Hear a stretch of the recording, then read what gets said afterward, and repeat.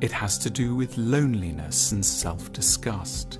When we begin as babies in this world, if we're lucky, everything about us is acceptable and adorable from our toes to our temples.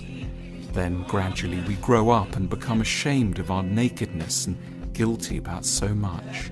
It becomes taboo to touch and be touched. We have no choice but to keep a minimum of 60 or even better 90 centimeters distance between us and others at all times.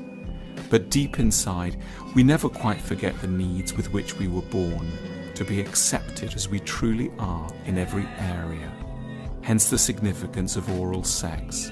It sounds disgusting when we think of doing it with an inappropriate person, and that's the point. Nothing's erotic that isn't also, with the wrong person, revolting. But with the right person, at the precise juncture where disgust could be at its height, we feel only acceptance, welcome and permission. The privileged nature of a relationship is sealed by an act which with someone else would have been sickening.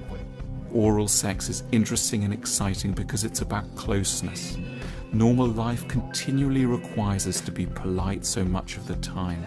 We have to repress all that's ostensibly bad within us, our lust and our desires. We can't both be accepted by society and reveal who we really are.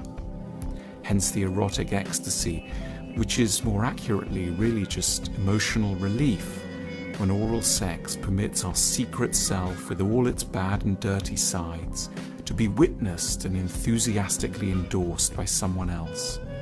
The bond of loyalty between a couple grows stronger with every increase in explicitness.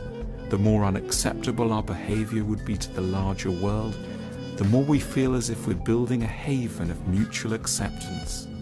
Sex liberates us for a time from that punishing dichotomy between dirty and clean.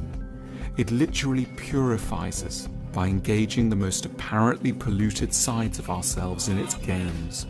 We can press our mouths, the most public and respectable aspects of our faces, eagerly into the most contaminated parts of the other, thereby symbolizing a total psychological approval, much as a priest would accept a penitent guilty of many transgressions back in the fold of the church with a light kiss upon their head.